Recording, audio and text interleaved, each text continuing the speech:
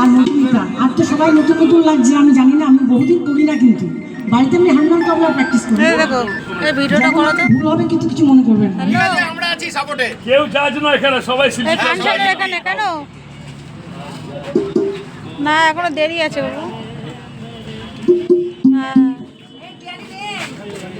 এই তো এখন এক এক করে গান করছে, এরপরে বাবা উঠবে। এখন ভিডিও কল করবো কি, এখন বাবা গান করছে না তো, বাবা যখন গান করবে বাবা ভিডিও কল করবো।